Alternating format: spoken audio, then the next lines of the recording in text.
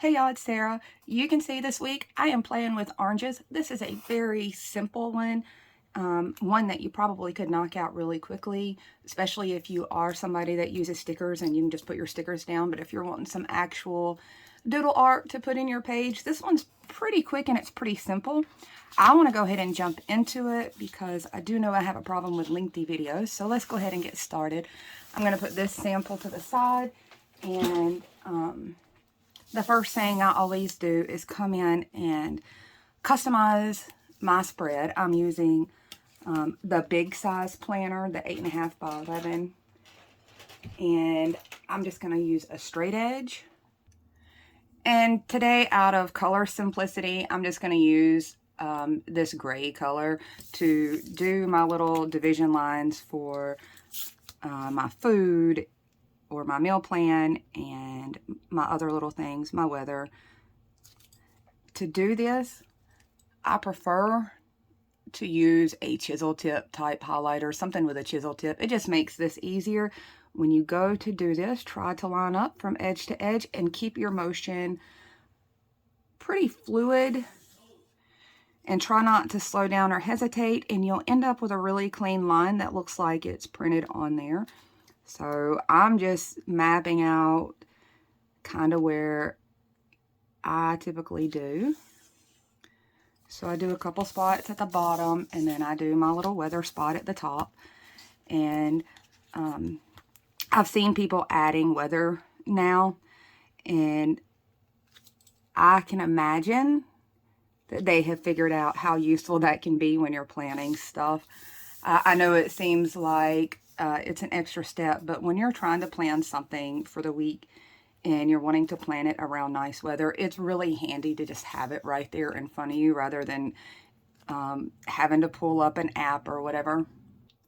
There you go. You can see that I've gotten at least my little designated places that I need. You can add as many of these different sections as you feel like you need, but this is where I'm starting at. And as far as my artwork goes, I usually mention that I try to throw something here on the weekends to take up room because I don't list nearly as many appointments and chores and things like that on the weekends. So I'm starting here, and I'm also working a little bit over here as well. This is where you're going to do a little bit of freehand and kind of hope for the best. And honestly, it's way simpler than you think. I'm just going to take this brush tip marker. Let's see. I'm going to use a different one. I'm using just a brush tip marker, and I'm just going to slide it kind of wiggly across here and just stop wherever it is I feel like I want to stop. But I'm going to start all the way to the edge. And I'm holding it a little far back, if you notice, so that it makes it a little more wobbly as I drag it across, so it looks like my branch is a little more textured. And you can see I have a natural shake, so this comes pretty handy to just do it this way. My natural shake is just kind of helpful in this.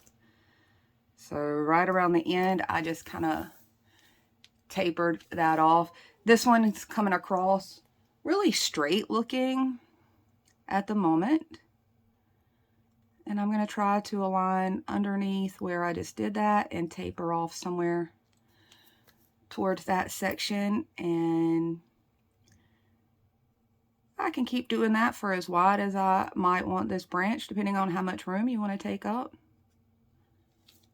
I might start right about here, and I'm going to do like a little wide something right there and just drag it down, and kind of in the same method that I did this larger section.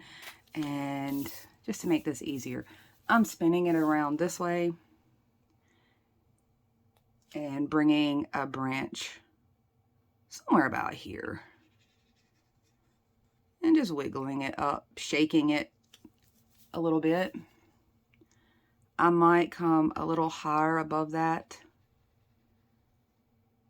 and widen it out some. I can pull some smaller versions across these sections here. You just add as many branches as you need to fill in as much of the area as you want to fill in. So by dragging those across the way I did and kind of lining it up next to the next line, you can already see there's some texture going on there, like there's already some kind of wood texture going. So I'm going to give that a second to dry and pop over here to this other side and do the very same thing. But I'm probably going to do it just a little bit shorter, and I'm going to, without being too invasive here into my little area for my weather, I want to try to end it out right about here. So I'm going to start probably right underneath this August portion. And I might taper upwards a little. Bring those lines in to meet. And I might even throw another little skinny branch up there somewhere. And I could even thicken this branch a little. I could possibly throw a little something down here. That part, you just play it by ear, however full you want your tree branch to look and how many places you want to be able to put some oranges in. So this side's had a little time to dry. Now I can layer a little something else over it. So another brown, you could use the same brown, to be honest. Anything in a slightly different brown range, or use the very same brown. I think this one has a little bit different brown tone, so I'm going to grab this. It happened to be near me, so. I'm just going to drag it along this bottom portion of my branch. And I'm not even sure if this one's quite dark enough, but we'll see how it goes. And maybe across the bottom of that one, if I can fit a line in there. I feel like this one is a little light, but you kind of get the impression. I could try it with this pen. Let's see if this pen helps any.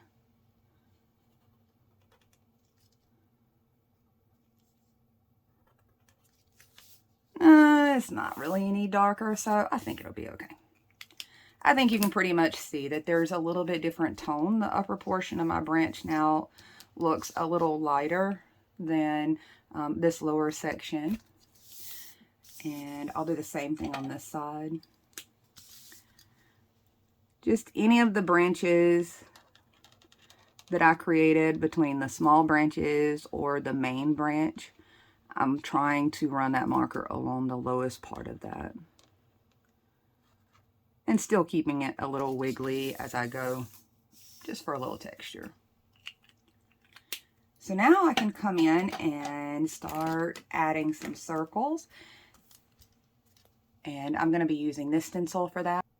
I'm going straight in just with my ballpoint pen. If you're nervous about this or you want to figure out your placement for your oranges first, do it with a pencil and then come back in and do your pen. But I'm just going to go straight in and hope for the best. I'm using whatever size this number 14 circle is, and I don't even know if I can see it very well too. It's just a hair over 1/2 inch wide, but you use your judgment. Something close to this scale is fine. And I'm just going to start working some circles in, and if you notice, I let that branch kind of be in front. And I'm going to overlap a few or layer a few like this. I'll toss a few on my upper branches, a few on the lower ones. And if you have some spots like at the end of your little drag lines, this one doesn't look super great where that dragged out point is, but it's going to be fine when you see how I hide some of that at the end, or how I work that in. We're going to add some little orange blossoms at some point towards the end, and that's what I use to hide any blemishes or places I didn't get really perfected on my branches, things like that. I just went in and added some pretty little blossom flowers. So I'm just going to continue to do this and really fill this branch up with some oranges, and I'll do it on this side as well. So you can see I definitely added more oranges this time around than maybe on my example. So you kind of take that whichever way you want to, if you want to really fill this tree up, or just put them in there a little sparse.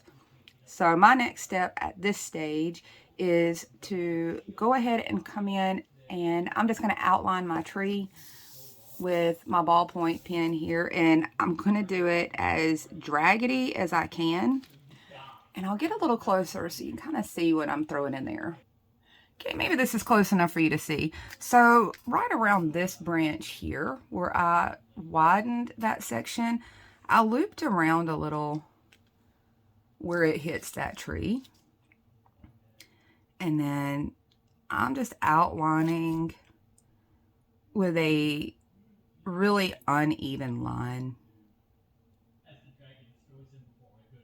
So the whole thing, I'm going to go in and outline with this kind of jagged unevenness, this little bumpiness,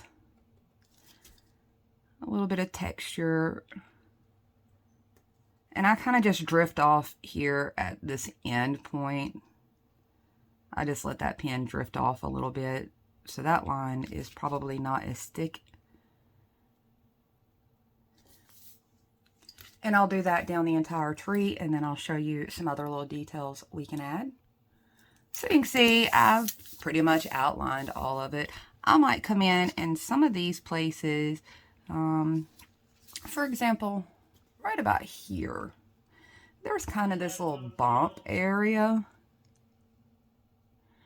And I might put a little swirly knot hole, something like that in there. I'm going to drag and lift and drag and lift and scribble a little texture down that. I don't know what this is called, but just wiggle your hand and kind of you're lightening some of the ink that goes down and darker. And you can add as much of this as you want to. I'm pretty much sticking to some of these top edges and bottom edges and not so much down through the center, but you could add that detail into the center. So another little knot hole looking thing right about there.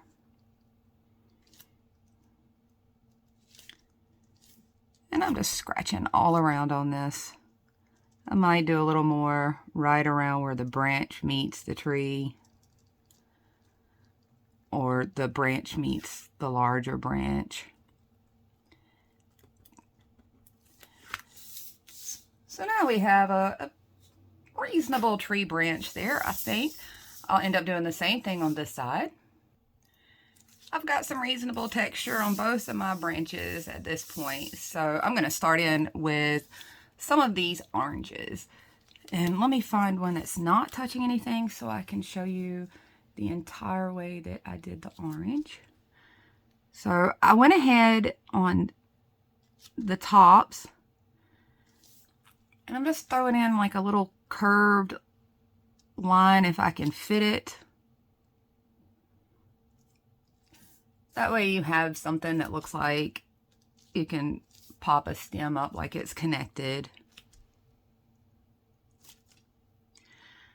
And you know what? It sure looks like I might have used 2 different sizes of my little circles. I think it'll be fine. So I did that part first, just to give my brain a reasonable way to think about that being the top portion of my oranges. And I'll do the same thing on this side. And this little guy's kind of floating up in the air, but I think it'll be fine once we throw some leaves around it. It's a little something, a little swoop, a little curve, a little something up there. This is where I usually have fun. I'm going to play with some of these colors as we go. This is a Dollar Tree. I'm pretty sure you can see it's pretty worn out. I think this INC company, I think this is a Dollar Tree one. As a matter of fact, two of the colors come out of a little Dollar Tree set. So if you don't have a lot of marker options, some of the Dollar Tree ones work out really nice. I'm just going to start with this yellow base.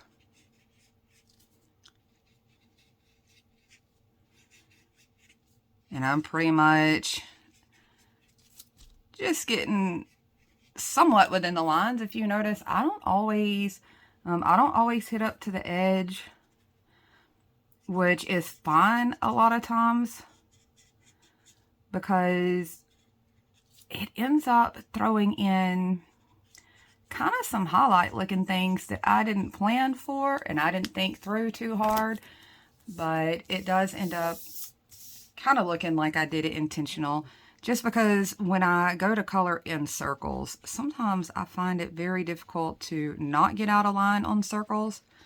So instead, I just don't go all the way to the edge. And then it looks kind of intentional. So I want to give each of these layers a little bit of time in between, because I will tell you, depending on what oranges you use, orange is going to be, depending on how deep the orange color is going to be very similar to red.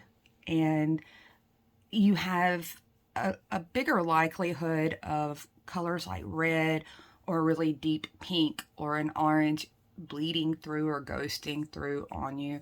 So the only real time consuming part about this particular spread or this particular set of doodles is just giving it enough time in between those orange layers to kind of build up your color. That's probably going to be the biggest time consumer there.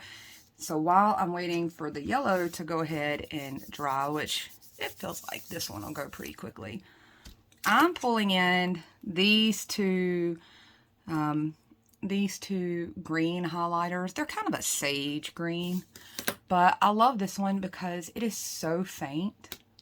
This one's such a pale color. It's one of those those really almost invisible kind of colors. This is the slightly darker version. This is a slightly darker sage.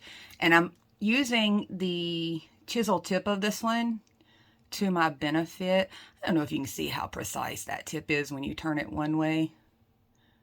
You see how thin? I love this thing. So I'm going to take that tip and just kind of drag it in a diamond shape all around. I might touch some into the end of the branches themselves. I'm going to work some around my oranges, and I'm probably going to have some that are just free floating a little bit. And look, that one didn't turn out super great. It's fine because not all leaves are exactly the same. So if it takes you a little bit of effort to figure out how to get that diamond shaped drag, it's fine. You'll get there. They'll all blend in together when it's finished. And I'm just gonna drag them all over the place. This is such a quick way to get some foliage.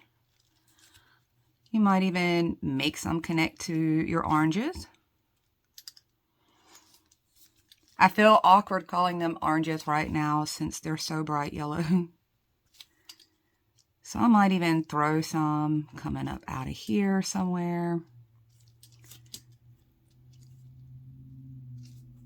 I'm drooping some down. Just wherever you want to fill in at. and how busy you want your tree to look. So I started that way, and I'm bringing in the slightly lighter green and doing the very same thing, somewhat behind those. So it's like it's full, but you're barely seeing those other ones show up. But it helps give the illusion of some fullness without being just too much. And you could do this with brighter greens, just 2 different shades of a bolder green. And I think that would be fun, especially right now. These are a little muted. I think for us in Texas, it's still very much summer. And it probably will be until November. And I could have gotten away with using much brighter greens and still kind of hanging on to that summer vibe. So you almost cannot see those probably on camera. Let's see if I get it really close, if you can see how faint some of those. It's very, very faint in there. It's like a hint of leaves. So I'm going to do both sides that way. And as far as details on the leaves, some of them I just left exactly like they were. I thought they were fine. Some I might flick a little line up towards to connect them to something. Others I'm not going to. I'm just giving the illusion. Our brain kind of fills in the blanks on that. It fills in the rest of the idea. Some of these lighter ones, since they are super faint, I might do a little outline of some of these. Not every leaf. I'm not going to take the time to outline every single leaf, but I might do a few that look like they're a little more in the front. And really, if I outline it, I'm pretty much just sticking with the shape that came out of my marker tip. So that really helps me keep a pretty consistent leaf.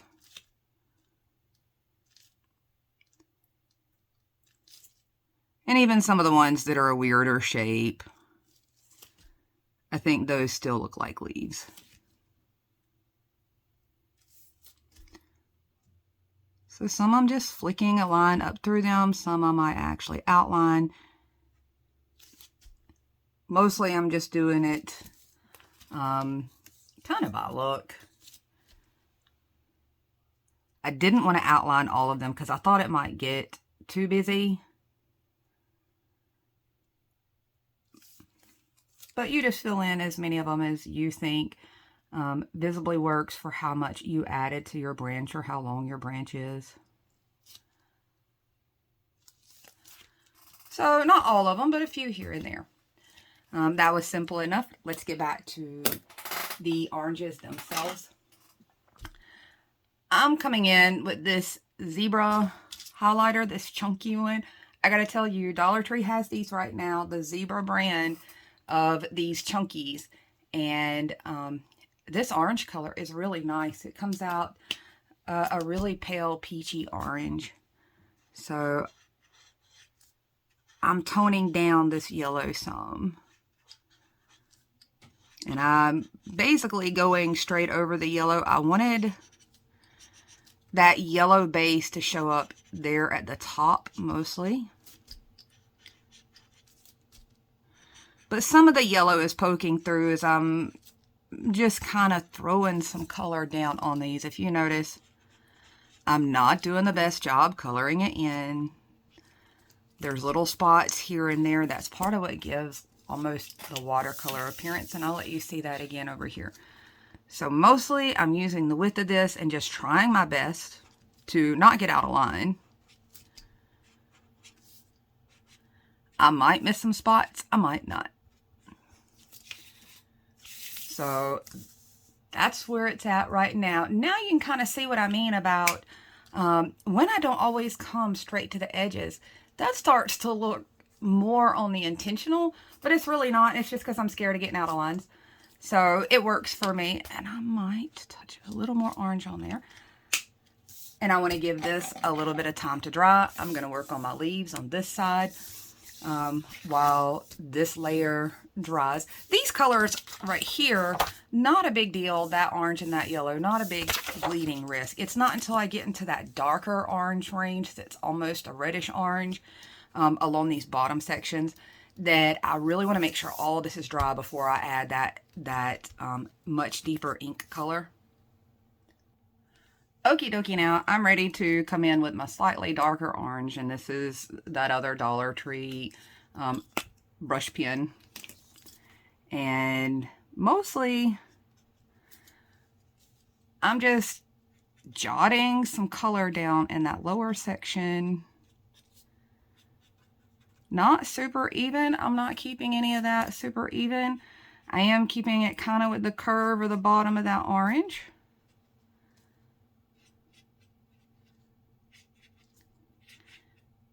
So you can kind of see I'm just pretty much just throwing some ink down there with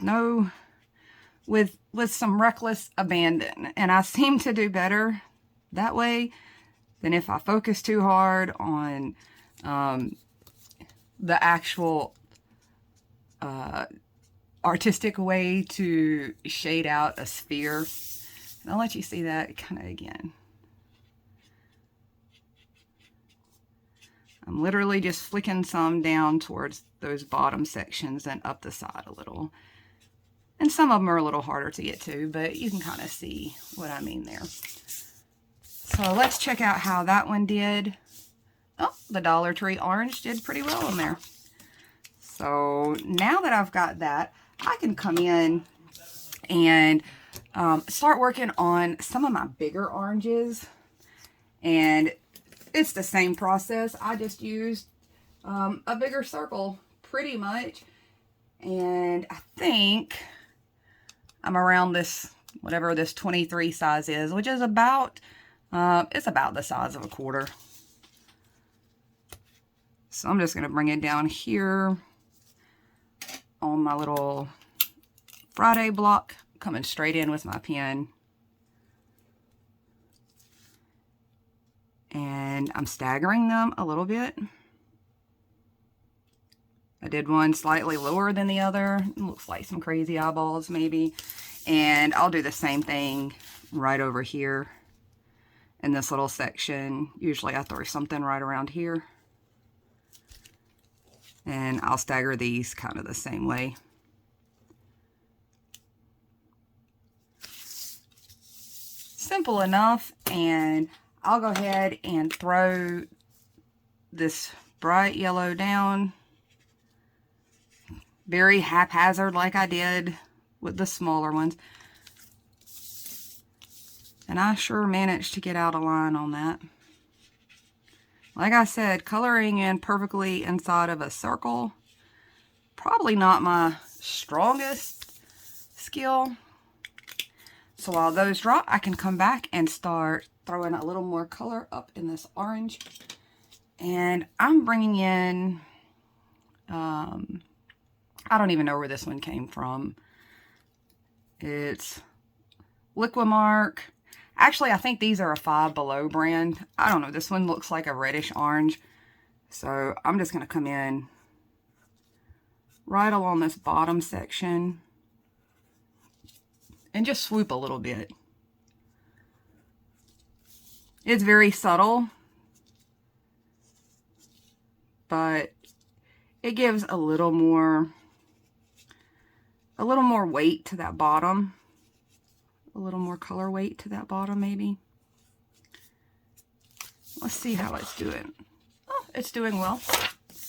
I'll do the same thing on this side. I'll swoop pretty much the bottom half. Maybe the bottom half on a slight tilt. So that's starting to give me some real orange vibes, I think. It's giving me some spherical vibes without doing a whole lot of the thought process of how to shade and shadow a sphere. While I have this one in my hand, I'm doing this completely backwards, but since I have it here already, I'm just going to go ahead and throw a little of this dark color at the bottom of these. And you can see what I mean about I'm doing the bottom half, but almost on a tilt, and I'm just using the width of that brush to kind of fill it in there for me. So now that I've got that part, I can come back up to these. Let's see, they're still a little damp, so I want to give that a little more time. While I'm giving that a little more time, I can start doing a few little details in here. So the same way that I did these squiggles right in here, I'm going to do something pretty similar at the top portion, around the sides, to mimic the texture of an orange. And you can see I'm just kind of dropping that pen down and picking it up in a wiggly type motion or movement.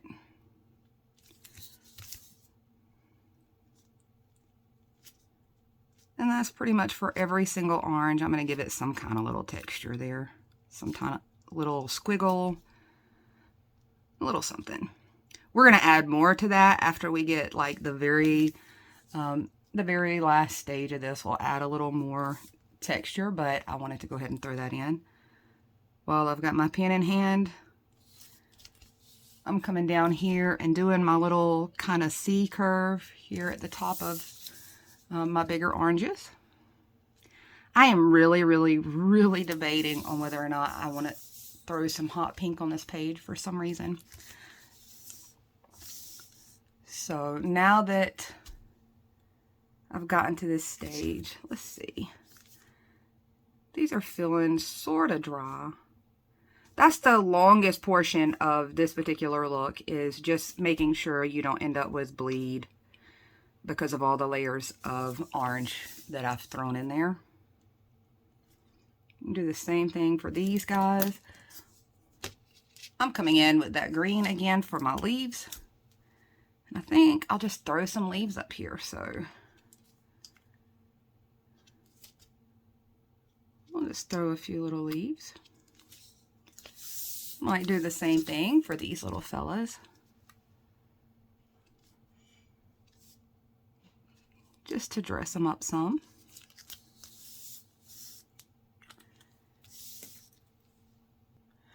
The last little bit of color that I'm doing on these oranges to blend all my crazy little brush marks there. And I don't want to blend them too much. They definitely add to that watercolor concept, but I'm bringing back this chunky zebra highlighter and going back over all of those just a little. And it kind of melts those colors all together. This is part of the reason why I said give it time to dry. And you can come in and do that really with no problem. Maybe you can see how blended out those look. So there we go. We've got kind of this globe look to our oranges. Now I can come in and add some dots along the bottom of these guys.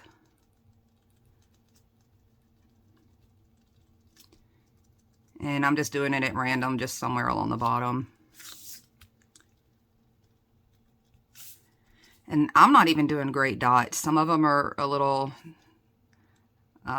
they're dragging across a little bit, so they're creating some kind of texture there along the bottom of those oranges.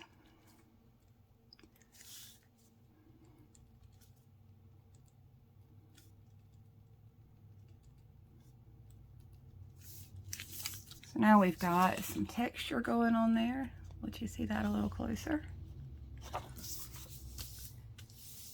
And I can do the same thing to these over here.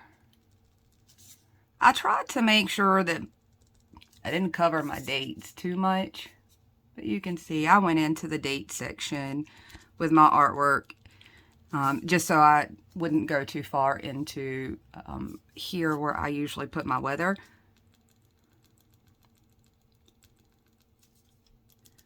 I like this particular design because the dates are so big and easy to read. So there we go. We've got some texture in our oranges. And we'll end up repeating the very same process for these bigger ones. It's just going to be a similar process of pretty much adding those layers in, just at a slightly bigger scale. You can see I'm doing the same thing. I'm a little crazy with the brush strokes around there.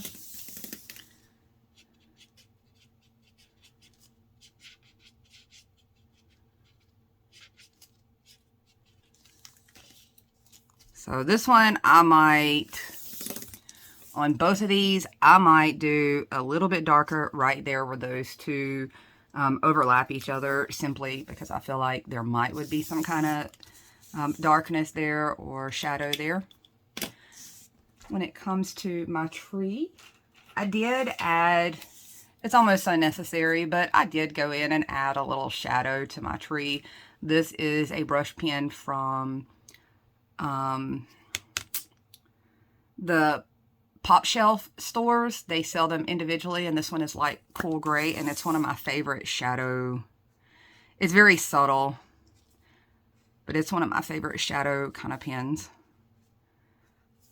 Just outlining some of the branch under the bottom section. I might do it around a couple of the oranges as well. And I'm not even sure if you guys can see much of that. This is such a faint little gray, which is so perfect for that, because if you're not great at figuring out where shadows go, it's so faint you can't really mess it up. So I might come in and put a little shadow under these branches as well. Could throw some around the leaves if I really wanted to. I don't think I'm taking it that far, but you can. And I might even throw it around these oranges.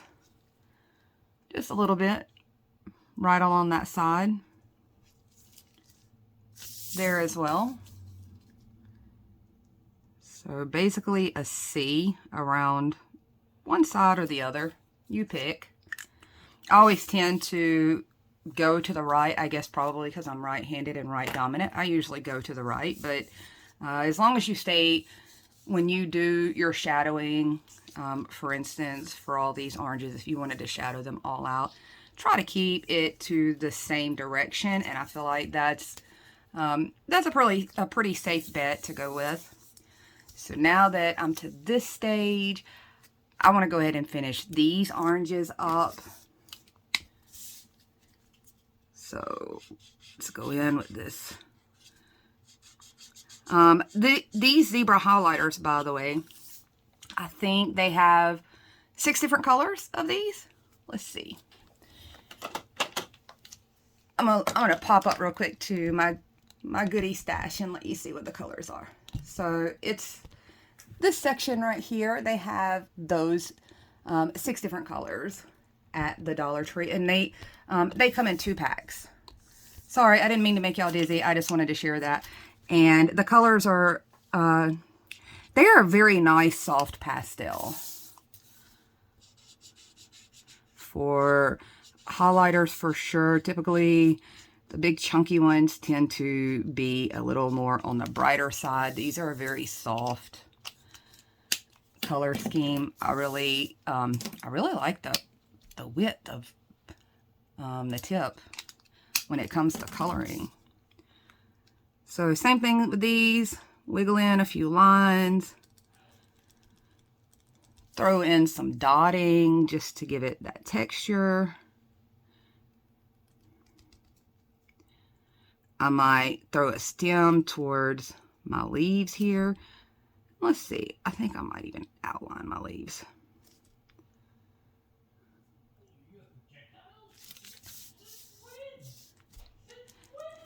Sorry guys, I have teenagers. I don't know if y'all can hear that. I have teenagers with deep voices that they don't realize how deep their voices carry just yet. So I'm not sure if he knows that I can hear him all the way in here. You can see here, this worked out for me, even though I didn't fill in that circle super great. It looks like that might have been intentional. It wasn't, but it looks like I did it intentionally.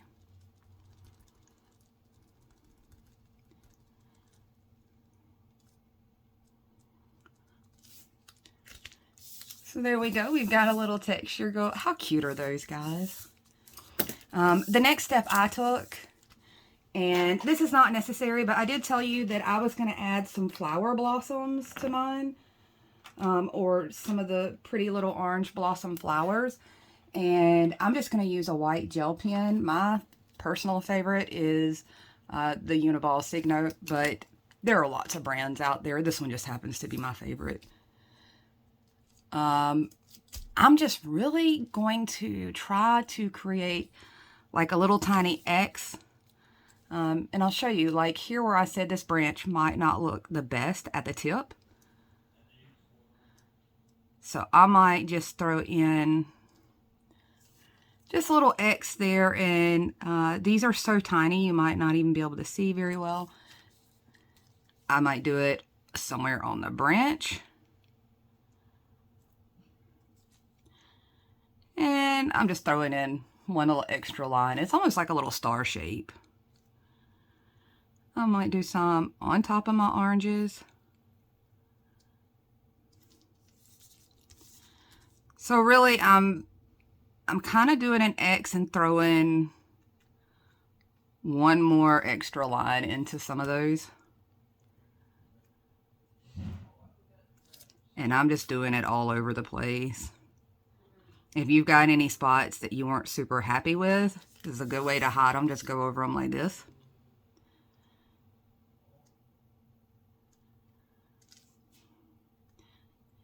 And since this is a gel ink, you got to kind of be careful because the gel sits a little longer. It sits on top a lot of times rather than soaking in the way our marker ink does. So watch your hands so you don't smear, and definitely give it some time for that gel to dry before we go in and put the center. You can take these as crazy as you want to. You can fill the whole thing up. You can bunch them close together. I love the smell of orange blossoms. They're very, very fragrant. Easy for you to say. They're very fragrant to me. So I had to just make sure I threw them in there. And you can see, it's just like a bunch of little stars. I might even put one on one of my chunky guys down here. So we've got a little flower there, and if I'm going to do that, I don't want these guys to feel left out, so I'll throw another one over here.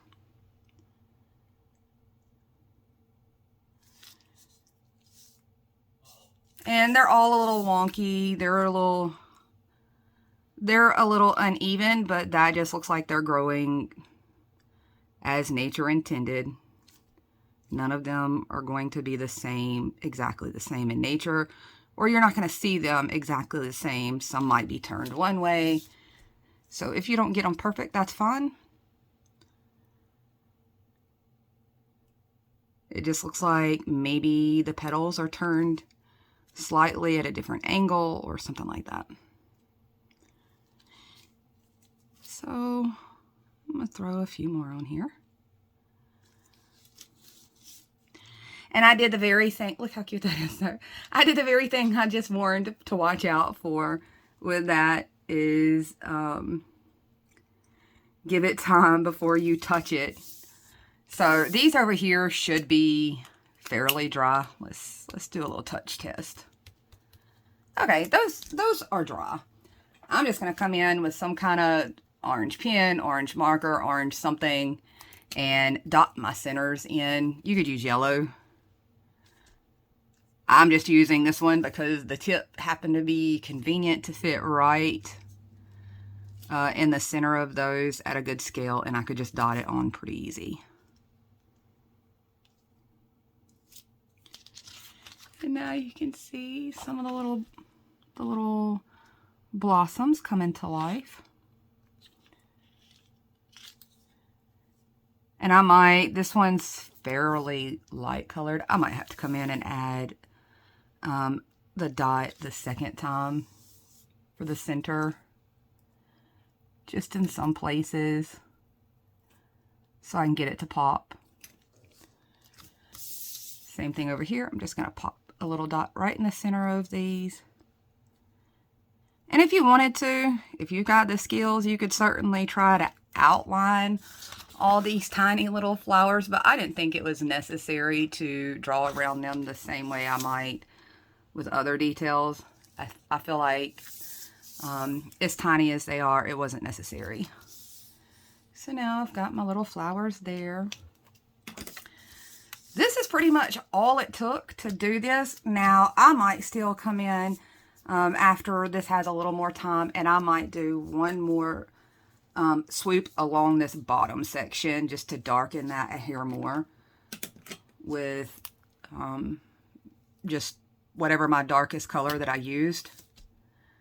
So I might come in and darken that a hair more like that. And I might not even do it on all of them, just some of them. And had I had just another shade darker of this color, I probably wouldn't have had to go in and do this again, but I was trying to do it with cheap, simple markers and without having to use a whole lot of colors, because I know not everybody is playing with entire series of markers where you've got 25 of a color in a certain range. So had I had just a slightly darker one, I could have pretty much ended there. But all I've got to do now is start adding some of my squares. So I won't go into too much depth about adding the different squares. That's really how you end up personalizing. I will just show you what all I used. I used my green marker here and threw out some pattern because I really love pattern all the time. I like to try to mix it. I can still write over this. This is pretty faint. Anything I want to write, I can still write over that. Same with all of these patterns. They're all pretty pale, so I can still write over them. I can use them as guidelines, but it definitely gives me a little more color on my page. As far as the squares go, I usually cheat and use some kind of stencil like this little cheap set and just mark it out. But you can always use a ruler to do that.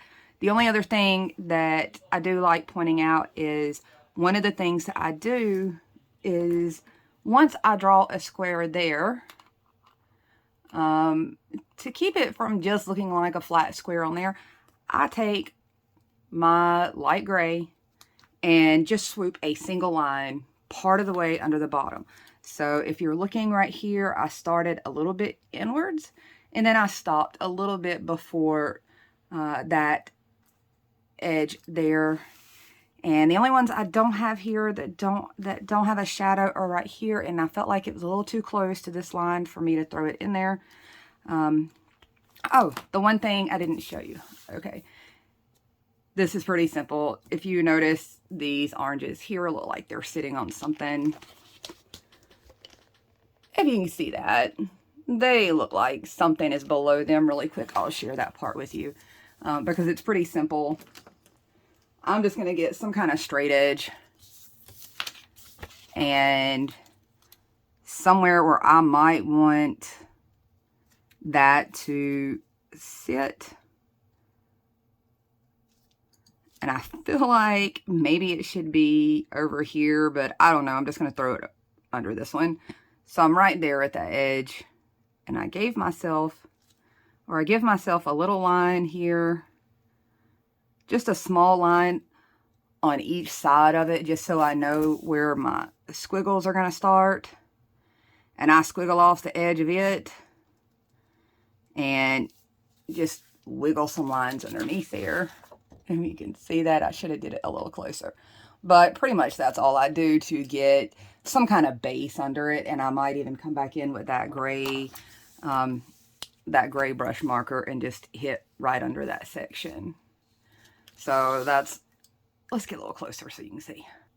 Once again, I just have my little straight edge, and for some reason I'm inclined to go towards this one, even though this is the lower one. And I just give myself one little straight line so I don't end up making this section crooked. And I'm just throwing some wiggles and some squiggles and just dotting some ink down there.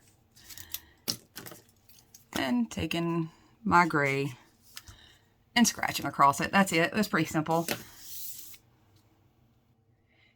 Here's a finished spread once again, just so you can kind of throw some ideas together.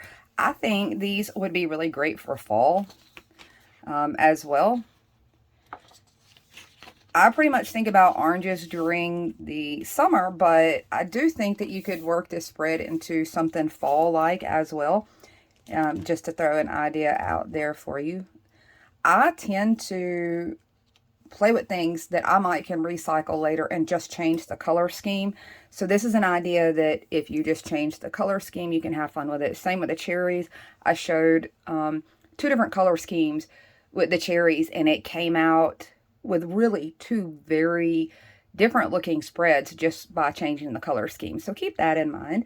This is all I got to share for you. I hope you enjoy it and maybe you get an idea. And I feel like it was pretty simple other than the time it takes for me to just sit and describe things. But as you sit down to do it, you'll realize that there's really nothing super complex with this design.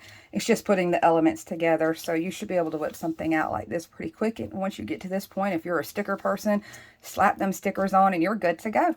That's all I got. I plan to hang out with you guys soon. I've got peaches on the mind. I've got a birthday spread coming up. Hopefully I'll get all those posted very soon.